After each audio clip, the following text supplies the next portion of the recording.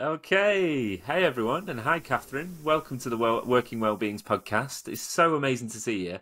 And I'm going to start with an apology. This is take two of this podcast because we initially had a conversation at the water cooler event in our little pod and recorded a whole amazing mini podcast during the event. But unfortunately, Gremlins got into the system and we lost the recording. So apologies, Catherine. But it's amazing to have you here today. Thank you. Thank you for me back. We haven't got champagne this time. I think that was the extra benefit we had last time, but it's really good to be here.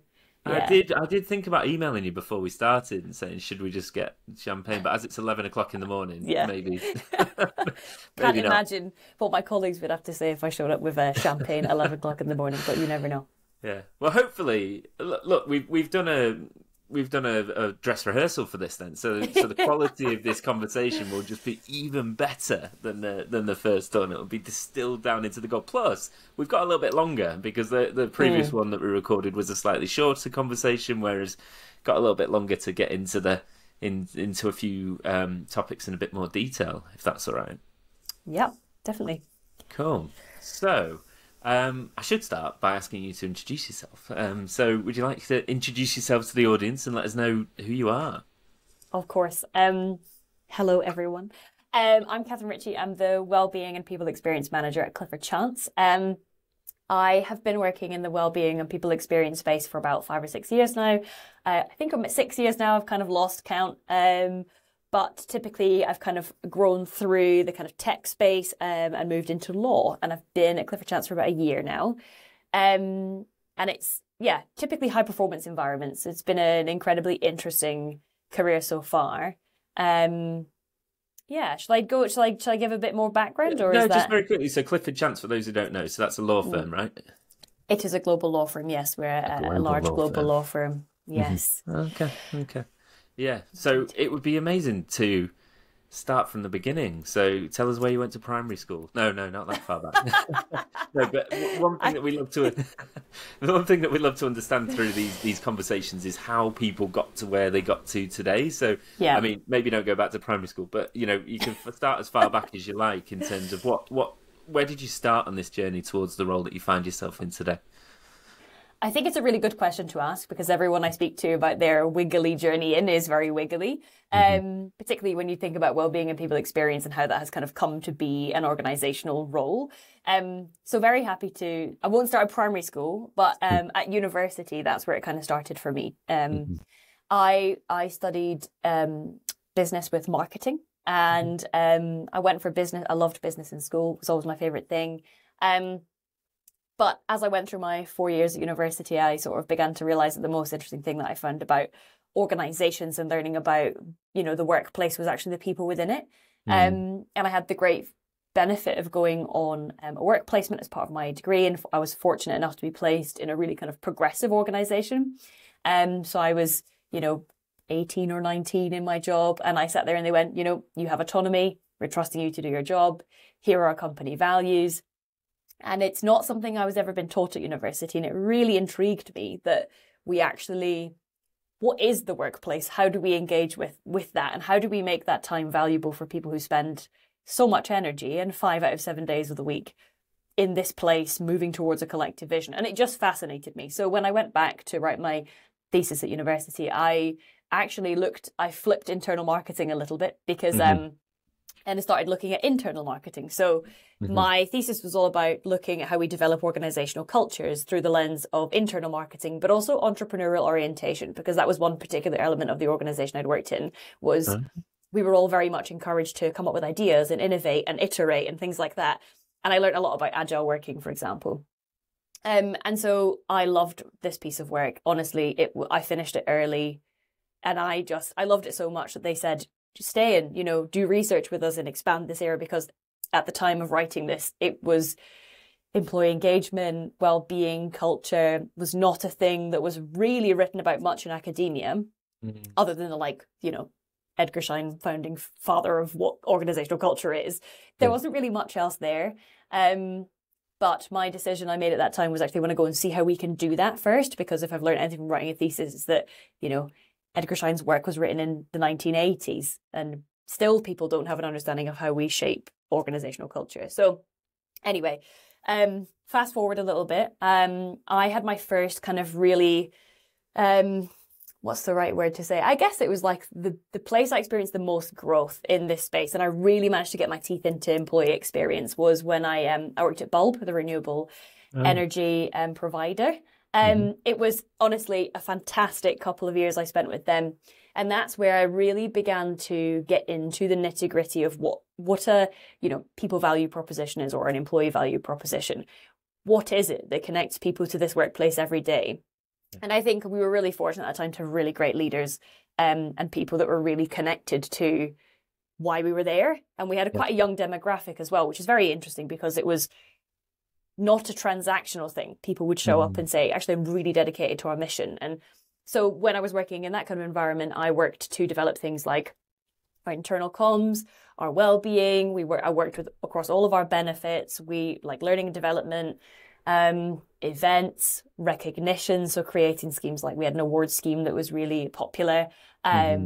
We did, lots of internal events and things that really enhanced the culture there. And so I was really getting to actually put in place a lot of the stuff I'd learned previously that fascinated me so much. And there, I was nominated for top employee. I got Cultural Beacon was the award I won from my colleagues there. And I loved that. What was your job title? Sorry to interrupt. What was your job title? It was kind of about three different job titles, but ended up on kind of the people experience, well-being, and internal comms lead. So that was the kind of key areas of work that I kind of landed on. But I worked within the kind of workplace team, which was kind of made up of a handful of us. So we had, facilities within that, kind of the more operational office management stuff. And then we were also at the same time designing our future office that was within the same building. So I did a lot of kind of, the physical workplace experience elements of that. And that's something also I'm working on at Clifford Chance at the moment, is our next office too. So it's great to be doing that again because, not forgetting that our experience is the things that we do, but it's also the physical environment in which we find ourselves. So that was a great piece of work there. And then after that, I went to checkout.com, which is a fintech business, and set up their kind of global wellbeing function there. So I joined really there. They had a couple of initiatives. It's kind of, I think you've probably spoken to lots of people about where we begin, which is often that kind of awareness piece. We do World Mental Health Day, there's yoga and fruit, we begin in that kind of place. And so they needed someone to come in and really elevate that into a strategy and say, okay, how do we connect this to business outcomes? How do we train people appropriately? So in the course of my time there, we really leveled up that experience. And so I was working very closely with our inclusion, it was diversity, equity, inclusion and belonging colleagues there. And together, it was, and also our workplace experience team, again, they had a much more kind of dedicated team for that. So I kind of shifted a little bit more towards the well-being work here, but obviously it's a very integrated, piece of work. So, but it was mostly focused on kind of elevating that into a strategy, working much more closely with the kind of C-suite. And it was a really great opportunity as well to work with so many people around the world. That was a real kind of privilege of working in that role, which I love because there is so much nuance when you talk about well-being, particularly mental health.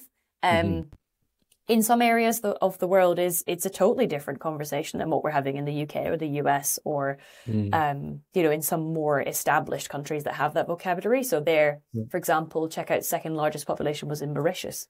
Right. And it was great to learn a little bit more about that. And so that was a nice...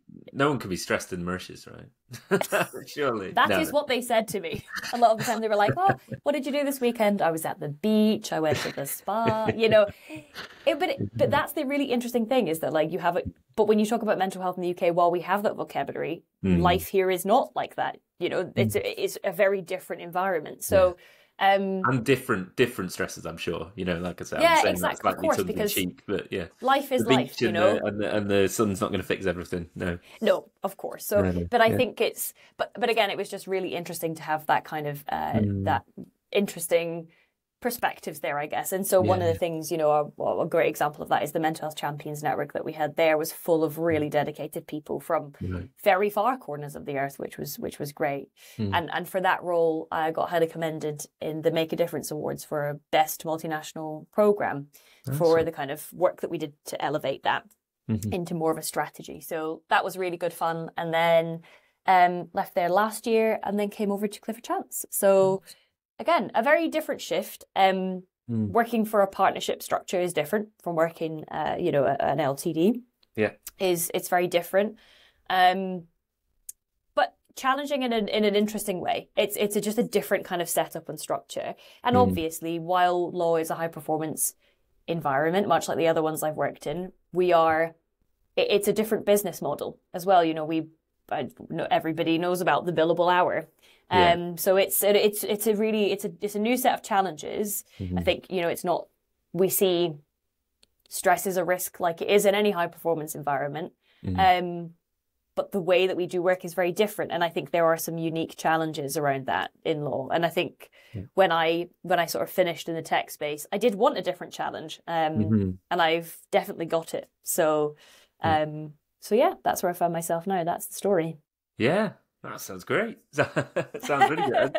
Yeah, fairly wiggly, not too wiggly, maybe. It sounds like from a fairly early stage you had your eyes set on this kind of area of work. Like you say, going back a few years, well, even now, it's not that there is no necessarily, you think of law, for example, there is a very well-trodden route, right, that you move through. Yes. And I still don't think that necessarily exists for well-being, but as those routes go, you seem to have been fairly focused. I think as well that most of the things that have driven where I have ended up and the roles that I have been, created essentially for myself was because I started in a role and I said, I think that could be better, or that's really interesting, we should think about that. And I think that's how a lot of people get into this space as well, is there is obviously a clear need for us to take care of people and their health and their well-being and give them a positive experience at work. That's obviously, a fact. But I think that every organization is different. I see a lot of people in this space being curious about those things and challenging it. And that's what kind of takes them into more of an established role. And it's something I would encourage everybody to do still, because that's how you get a part of it, Yeah, and that's a really interesting opportunity, isn't it? Because you could see the fact that there's no, kind of traditional, well-trodden talent pipeline that exists. You could see that as a downside because, my next steps and my opportunities aren't just laid out in front of me, but you could see it as an opportunity as well because we've got a chance to craft that somewhat. Exactly. And I think that is a thing that keeps me excited about this space, because when you are in this kind of role, and every role I have done since the beginning of my career has been a new role, and it is always doing stuff for the first time. And I think that's a privilege and an opportunity. It's also a risk, obviously. Yeah. But I think those things will always come hand in hand. And I think it's a really good opportunity to think, well, actually, what difference could we make here? And, it's the whole what if I fall, what if I fly kind of, situation. But it's always worth it. I think anybody who's contributing to making the workplace better for people, it's a good thing to do, even if, and also you do fail. Like there is stuff that I have done where it really didn't work, and that's okay because you learn. And I think, again, something I'm really grateful for learning really early was that, try again. Failure is always a part of the picture. I'm not going to let that pass. What have you failed at? What have you messed up? I think it's just typical things you learn along the way. Honestly, sometimes it's like doing something and not having prior approval from someone quite important, and then it happens and they go, what is happening here? Or, something that's mistimed. Or I think one thing I learned quite quickly was in an earlier role when I was scheduling, because I'm quite an organized person, I plan quite far in advance and have a good plan of action. I'd scheduled communications I couldn't unschedule. I think at that time we didn't have the technical ability to do that, but then something happened and I couldn't unsend it. So I had to sort of panic fix the situation. But, it's those things that you learn along the way, but it's, you learn not to do it again. But, and, I think sometimes the same way that people look at work they've done before and gone, oh gosh, I would do that differently now. But that's how you learn. That's how you grow. Yeah, sure.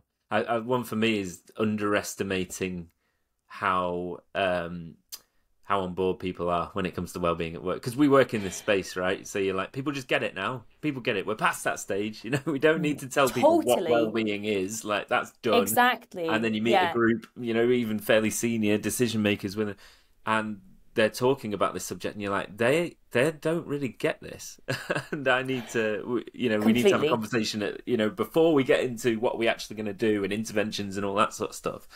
We need to agree between ourselves, like what well-being actually is and how we measure it and all these sorts of things. Yeah, I completely agree. And I was speaking at an event a couple of weeks ago where the subject was, how do we elevate from an initiative to a strategy? And one of the things I said straight off the bat is, understand what you are talking about when you talk about well-being. Have a clear definition as to what it means for your organization. Because first of all, I've been doing this. This is my third organization where I've been working on this line of work.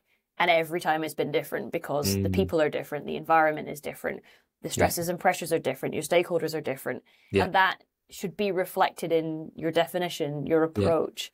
And also it's really important to check yourself. Like you say, like we talk, you and I could have a conversation about this. We have very, well understood definition of it, where we're going with it, what's happening with the industry. But there are people who that is not what they live and breathe every day. And sometimes you do forget it. And so I think it's really important to seek out the language of other people around you and really listen before you speak as well, particularly if you're new in an environment, because people do have different understandings of what it means. Yeah, nice one. Talking about the language, one of the things that you mentioned, going back a little bit here, you mentioned in passing employee value proposition. Can you tell me a bit more about that? Because that's interesting language around it. I love it, by the way. As someone who's big into like design thinking and all this sort of thing. Yeah. Well, I think this is something that, we, for example, at Clifford Chance, that is kind of a joint. I'm a stakeholder. I input into that alongside a number of other colleagues. So it's not a piece of work that I would necessarily lead right here, but where I've been in previous roles before when we've had a much smaller team, our employee value proposition was kind of like, what is this holistic picture? If you're an employee here, let's put you, little stick man, in the middle. Yeah. What are all the different things that you will experience? What makes you, for example, at Bulb, we called ourselves Bulbarinos. Yes. So if you're a Bulbarino, the employee value proposition is, what will you gain from this organization? What are you going to be able to grow with, absorb, learn, experience while you're here?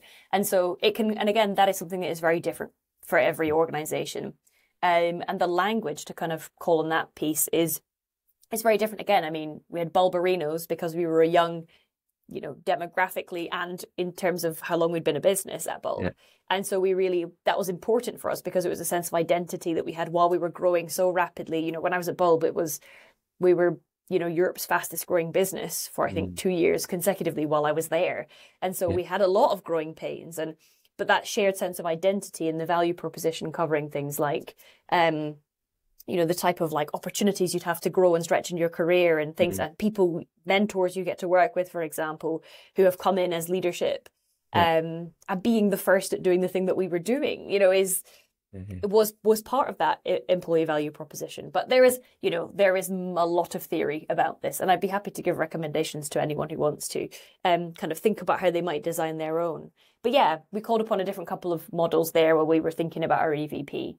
But it should always be done in collaboration as well with others, because obviously on any project, difference of perspectives is important. But that what is deemed as valuable is different. It's also subjective in itself. So it's good to have a couple of eyes on that as well. Yeah, like I said, I'm biased here because I really love that. I talk a lot about this idea of human-centered approach, right? I've seen too many organizations say, sit in a dark room and decide amongst themselves. And well-being professionals are as guilty of this as anybody. And sit in a dark room, what do our people need? Without ever actually speaking to them or properly trying to understand them. Do you feel like some of that comes from your background in marketing? Because obviously they do a lot around creating personas and understanding that side of things. I think that there is definitely, yes, it is internal marketing. Like it's your population that I would consider myself a designer for populations. At the fundamental base of my role is to assess the needs of a business, an organization, a group of people, and say, okay, for here, what do we feel we need to do to elevate your experience as an employee here and to make you healthy, safe, and well in your day-to-day job. And that's the two objectives, because that's what my role is here. And then you go about designing what that might look like, whether it's an EVP, you know, your strategy, your program, whatever the needs are. But you should always be underpinned by listening, you know. And I think it does maybe draw upon my previous experience, but also just think that, you know, we shouldn't overcomplicate or be gatekeepers to this area of work that we work in, because actually everybody is a human being. Everybody has thoughts and feelings. Most of us have a shared experience of the same environment that we work in. And actually it should be a collective process, because we are all collectively experiencing, you know, kind of what you said earlier. It's about making sure we have a collective understanding of what we're actually trying to focus on. But yeah, I mean, people listening is absolutely a core foundation. If you don't have that, you're not setting yourself up for success, I think. Yeah. God, that's really interesting. I don't really think I've ever thought about it that way, in the sense of what I'm drawing partly from that is, you know, if you think about other roles, IT, finance, whatever it might be, you know, there are technical things that those people know that I do not know, you know, and I can't contribute to. I can't tell the IT team how the coding should work or whatever. But when you think about the more people-focused functions, everybody's got an experience of that. And that shouldn't be a threat, you know, because I could see that some people would see that as a threat. You know, they'd think everybody in my company thinks thinks they're an expert on this stuff and they want to take over. Of course. But you really want to listen to them, right? And you want to involve them. It definitely, well, that's exactly it. And it is about involving people as a group, because obviously I will caveat that, you know, a psychologist is a qualified psychologist, you know, or, you know, an HR professional is a qualified HR professional. But, you know, at the minimum, at the base of all that, you know, it's something that we can all actively contribute to, empathize with, you know, connect to as an individual. And I think that's something really important when we're thinking about enabling our colleagues. So our wellbeing strategy at Clifford Chance is based on 5 enablers, and we've called them, they're not like pillars that we're going to that are there just for us to follow as steps. They're there because actually what they should be doing is enabling everybody to be a part of heading towards this vision and mission that we have. It's because it is about people. It's about, you know, a collective group of individuals really focusing on making improvements together. You know, an example of one of our enablers is capability. That would be, that's having the right benefits and services. That's about having the right education in place and the right support to enable people to learn and develop that narrative and that conversation. But equally, we have nurturing authenticity, which is like going the extra mile to make sure that we are all collectively creating safe spaces for us to show up as ourselves, whether that is somebody has a different lived experience to you, somebody feels like they can raise their hand if they're having a bit of a bad day or being less productive than they normally would be.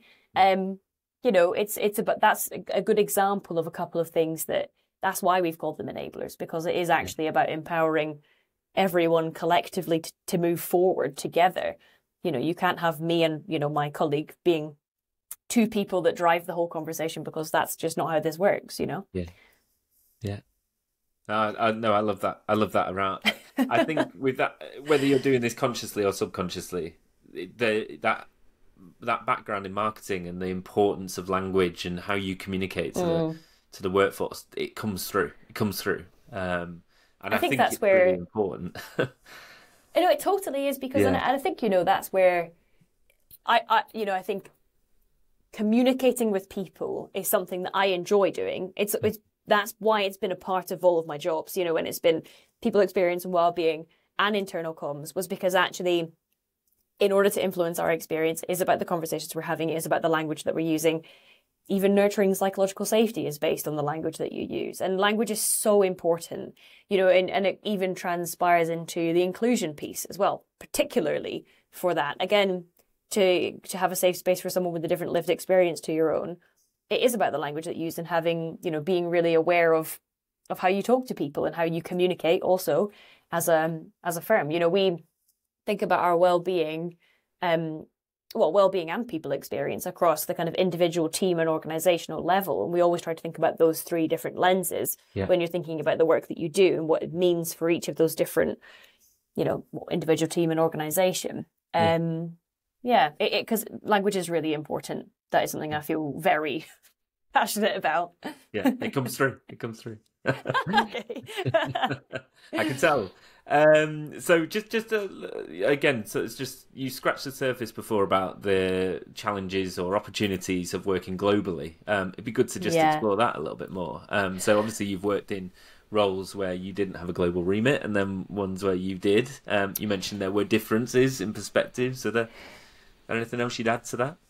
It's definitely, so I think at Bulb we had 4 countries, 4 locations. Okay. Checkout went up to about 27, and Clifford Chance was about 33. So it's kind of grown in footprint, my kind of ability to influence and guide these other areas. And I think that I'm fortunate that it's grown in size in that way, because it has enabled me to kind of start out small and go, okay, you know, for example, at Bulb it was, what is the difference between an employee in Spain to the UK? Or, you know, we had an office in Austin and we had one in Paris too, a Bulb. Yeah. And it was really interesting to, at that time, was understanding, because we were so small and we were just growing in other places, the impact of leadership was really important there. And I do think there is the kind of, there's the company culture and there's the national culture, and they are 2 different things that will work together that influence things like well-being and people experience. And I think I learned that there. Because it was such a small population, we were just starting out, it was a really great opportunity to understand what that looks like as a combination. Yeah. But I think as the kind of my remit has grown, there is just always really interesting things to learn. And I think we should always be curious about, you know, again, it's people with different lived experience to my own. A large part of my role when working in a global remit is you don't work on any assumptions that you have, that you even subconsciously might have. It's really important to challenge yourself to say, I have not been to Mauritius. I don't know what your everyday life looks like. I don't know how extreme weather affects you, for example. Yeah. And it's really important to collaborate. So one thing I really, particularly when I went from Bulb to Checkout and took quite a big step in that widening of remit and scope, it was about, I pulled together a little group of, you know, our kind of HR leads in each of those spaces who also happen to be, you know, mental health champions and things like that as well. Just to say, okay, what's happening in your world right now? And how is that affecting people? And you can't work on the assumption that you're going to know everything, because you just don't. I'm also just one person with my own lived experience. And so I think really listening and understanding straight off the bat and letting other people speak first, just sort of asking them a question, letting them, you know, talk through that. What does that look like for you? Was a really important skill that I learned there. And also regularly checking in. So it's the kind of the listening thing that we talked about before. That should be absolutely foundational. And then again, you know, at Clifford Chance, but everywhere else is just about enabling those colleagues to do things themselves. You know, I describe, so my colleague here, Charles, and I, we describe ourselves as sort of at the helm, but we are like not always the doers of things. And so, and it's sometimes less effective if we are. Sometimes sometimes it is better to hear from your colleague that sits next to you about this new wellbeing benefit that they personally benefited from, rather than me saying to everyone globally, there's something available to you now.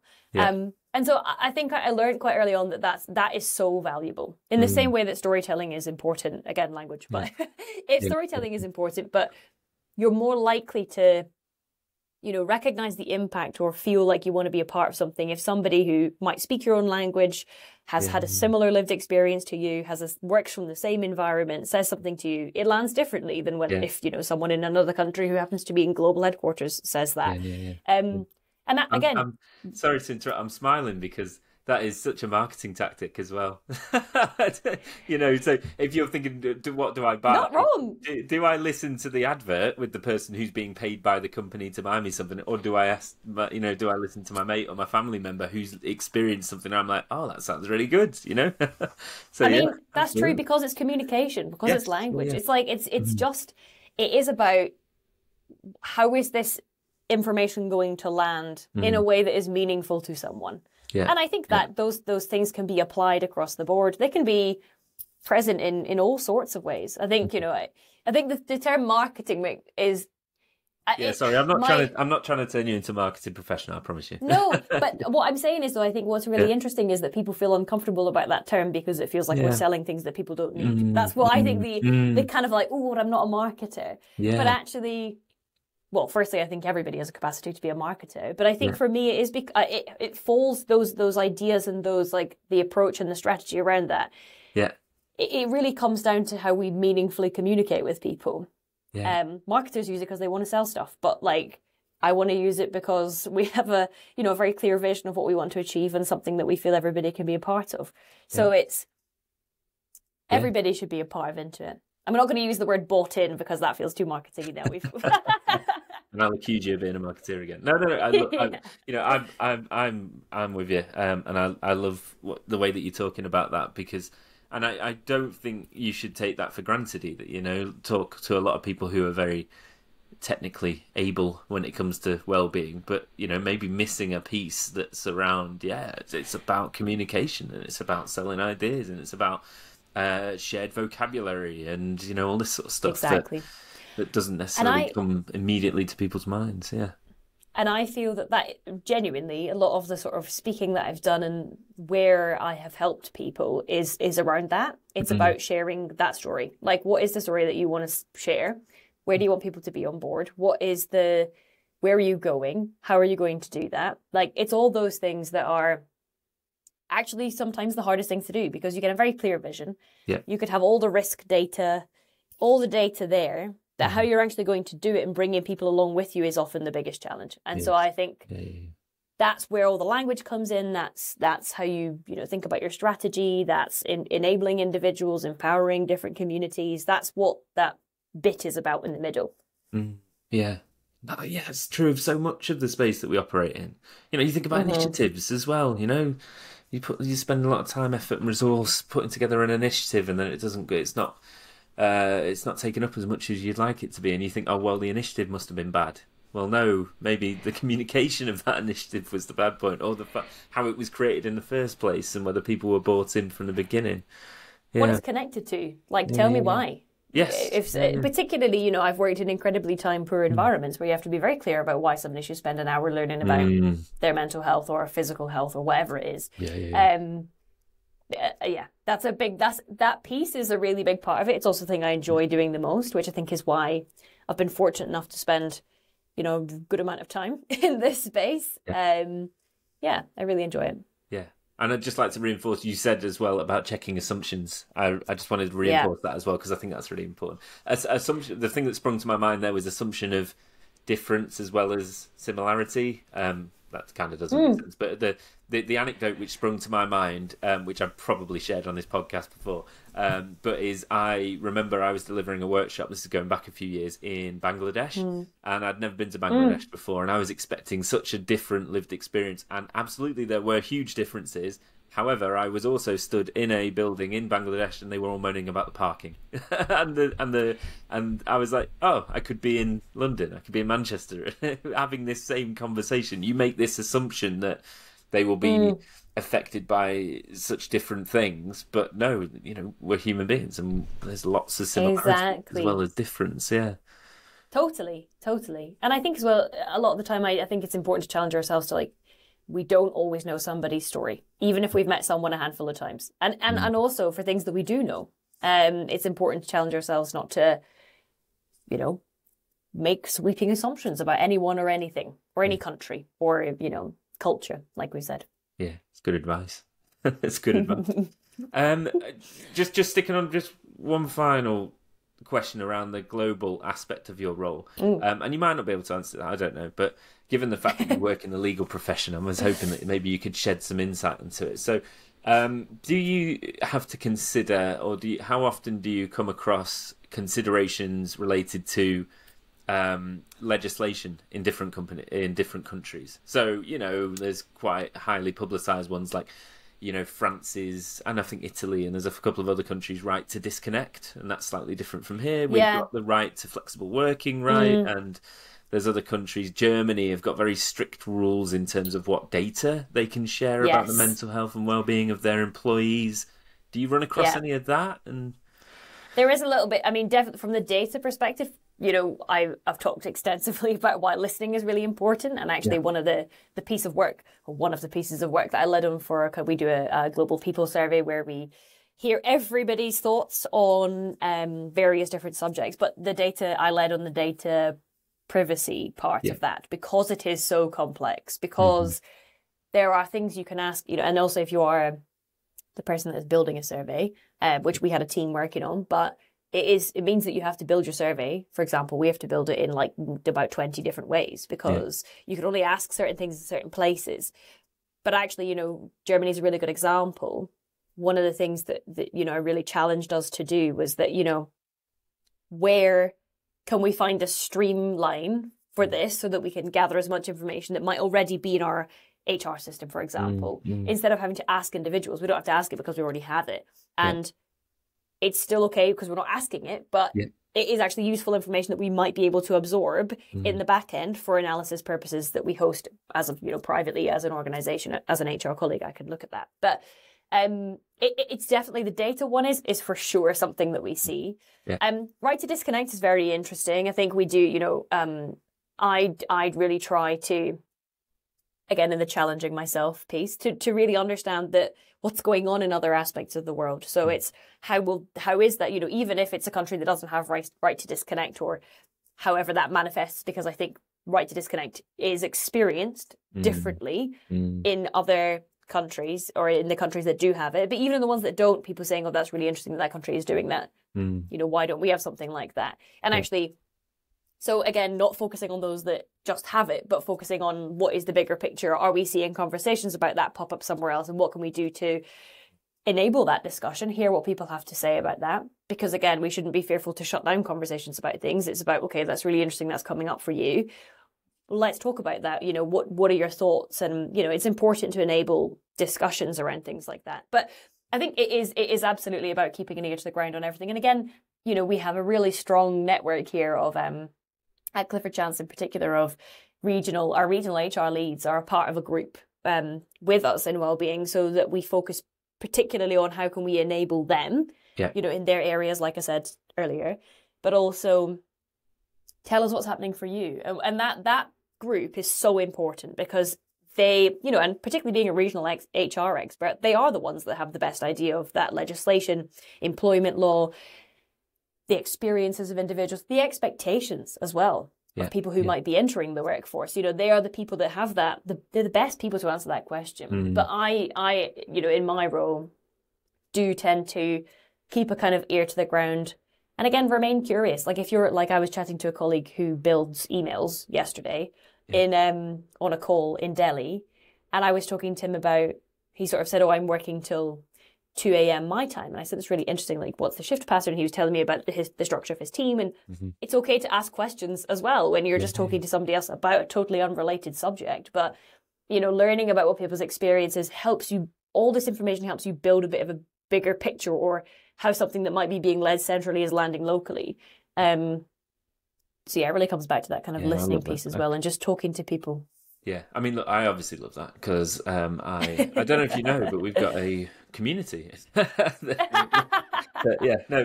power of community, without getting too corny about it, is about creating those connections, right? And one of the missions that spurred me, certainly, but I'm sure I'd speak for the same for my co-founder Alethea, to create something like Working Well, was because we wanted to connect people across different organizations to share those sorts of things, because you're saying you work as part of a team, but there's plenty of wellbeing leaders out there who they're doing it on their own. And who are they connected to? Do they have this champion network? Perhaps not. So it was about creating a bit of that, because I think that's one of the biggest shifts that you're seeing in the working world, is the importance of community. I think there's obviously a kind of a draw towards it, and some of it has a negative side, i.e. all of social media. That's not all negative. But there's obviously this human desire to like connect with others.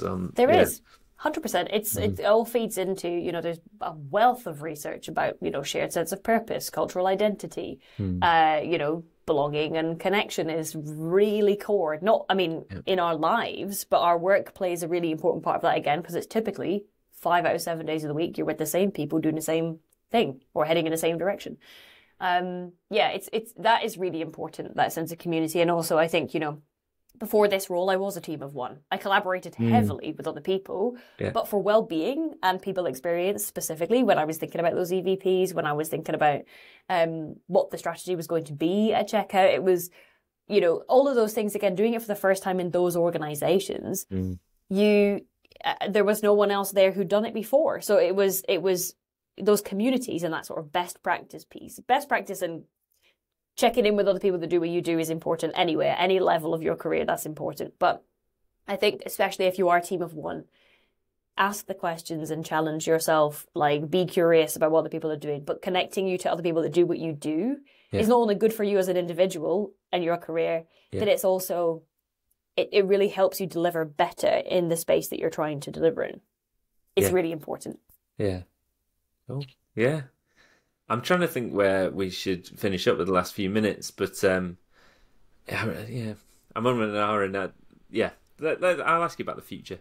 So what do you think here we go, like, get the crystal ball out. What do you think the future holds for kind of the well-being profession more generally? So given how you've experienced it since when you started and how you see it changing now, and different sectors taking it more seriously, what do you see as the... Well, I think that we are developing an understanding of the fact that different workplaces are different. And I think that we are becoming a bit more comfortable with the idea of risk in the space of health and well-being. And I say health as well because we can't forget that, you know, health and safety has been around forever. And there is so many important principles that we can't forget about when we're thinking about well-being, because it is about health of individuals. So I think there is... a growing understanding that might look differently in different places. So, you know, there's the ISO 45003 is a really good example of where we're seeing some of that regulation in the UK anyway. And Australia has their own version as well, of course. But seeing that begin to grow out and recognize that actually there's probably another level of, not necessarily regulation, but like at least best practice and guidance that we should be aiming for that does protect and enhance. That's the language we use here, is protect and enhance the health of people. I think also something else I'm beginning to see, and something that I think will be really important for people to really reflect on, is we're seeing the demands and changes in expectation of new generations. Between generations, it's changing quicker. Okay. Because the world is changing quicker. Technology, obviously, accelerating. There is new challenges that come with that, but there are new expectations of the workplace too. And it's certainly something that I've sort of seen creep in over the last couple of years, is the expectation. I mean, right to disconnect is a really good example of where are we going to see that popping up, because I think we have a generation of people who are really ready for that. You know, culturally, generally, I think we're Gen Z are being labeled as kind of, you know, much more attuned to their health, their well-being. You know, an example I read recently in the paper was that dating apps have now got running clubs because people would prefer to meet people in person doing exercise together. And, you know, people are drinking less, for example. We're seeing kind of those macro trends, but I think we're seeing them feed into the workplace with the understanding of, okay, what are my working hours? You know, when I'm going to take a bit of a break now, or maybe perhaps being more able to set those boundaries. And again, I think that looks very different in different workplaces, because if you work on a factory line, you can't just be like, oh yeah, sorry, just tapping out, you know, for like 5 minutes while I take I'm going to do some mindfulness. There's probably ways you can engineer that in. I haven't worked in that sector, but as an example, there are different ways of thinking about that in different workplaces. But I think it's a growing expectation of younger generations that they will be able to set those parameters for their personal health and well-being. And on the personalized piece, I think we're also seeing the kind of benefits and services space shift a little bit away from tick box. Yes, we have private medical and it's quite comprehensive, to being, let us help you find the right thing for you. And I'm beginning to see that come into that space as well. Just to that personalized piece, I think, is what we're beginning to see across the board in terms of solutions that people are presenting to organizations. So yeah, I think that's where we're beginning to see the shift in the future. Just on the personalization one. Sorry, I was at a conference last week, and the theme of the whole conference was around AI and its impact on work, and that's something that came out quite strongly, that will help to facilitate personalization. Because you can feed it your data and it can work out. and target. We're beginning to see that already. Yeah. People are already showing me solutions that are doing exactly that. Yeah. And I think, again, on the acceleration piece, AI is moving so fast that there's so much we can do with that we don't even know yet. And I think that will be around the corner in no time as well. So I definitely think we'll see AI coming into the discussion a lot more. I think one of the things that obviously it's how we're using AI in an ethical manner, particularly when we are talking about health. That's something that, is always an interesting part of the conversation that we can't forget about. Yeah. But yes, certainly that is going to be a large part of the picture and how we use that when it comes to health and well-being. Yeah. I mean, look, that's probably a whole other episode, but I found that really interesting. So I listened during this conference, and this particular conference was for psychologists, but could just have easily have been anyone working in that kind of people space. And I heard a little bit of trepidation, if I'm honest, so it was a lot of AI can be really useful, but it can never do what we do. And I was like, I'm not. That's very interesting. I'm not wholly convinced of that, but whether or not that's true, it was interesting that I felt this kind of defensiveness, like it was a threat to the profession in some sort of way. And I just thought, no, you need to embrace it. You need to embrace it and work with it. But I think that's reflective of the attitude in general. And I think particularly when it comes to like knowledge-based work, people who have spent their whole careers developing their knowledge, which is what they are often employed to provide. And I do think there is a sense of threat there. But for example, in Clifford Chance, we have been working on how we use AI best to do law, which can be typically, some elements of that can be heavily administrative, but actually how do we use it to streamline or make that, more accurate, more efficient, all those different things that can be really helpful. But it's that ethical piece. I think it's about making it work for us. Oh, absolutely. But I do understand that sentiment. I have heard the same from other people who say, well, it's a robot. It can't do what I do. From my perspective, anyone who's used something like ChatGPT or an LLM and to help them do something that they thought they were good at and hasn't been blown away by, actually, that's better than I could have done. I feel like they're a liar. I think, I'm the expert at this, and I'll put something in ChatGPT and I'm like, yeah, that's probably better than I could have articulated that. It's a bit devastating, but quite recently. We can't, but that's exactly it. Charles and I were sitting here. My colleague Charles and I were sitting trying to. We'd both seen the same model in a paper, and we were trying to remember where we saw it. Yeah. And then we were like, let's ask AI, because it might be, if we put in enough descriptive terms and what we can remember, it might bring it up for us. And it did. Yeah. And it actually, for that moment, it meant that we weren't standing in a room wandering around for 20 minutes going, where did we see that? Where did we read that? It meant that we could more quickly say, okay, yeah, it was there. Right, let's use that. Which is, that's where I found it to be incredibly helpful for some of the work that I've done. Yeah. Right. Well, like I say, that's probably a whole other. That's a whole other new episode. Yeah. So we better kind of wrap it there, I guess. Because thank you so much for coming on again. Apologies. Thanks for having me again. But look, I'm pleased because this is nearly 50 minutes, and I've got more and more questions that I want to ask you. So blatantly 25 minutes wasn't enough in that first recording. So, maybe it was a blessing, right? Who knows? Of course.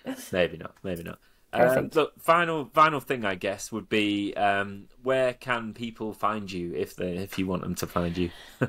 Find me on LinkedIn. That's the best place to connect with me for sure. I'm Catherine with a C, Ritchie with a T. Nice. And you speak at conferences and events? I do. Yeah. Nice. If you do, come and find me and speak to me, because I love a chat afterwards. So yeah, for sure. Nice. Come find me. Let's chat. Amazing. Thank you so much for your time today. Sorry there was no champagne, but the conversation was great. Next time. The conversation was great. Next time. And, thanks, Matt. And see you on the next one. Will do.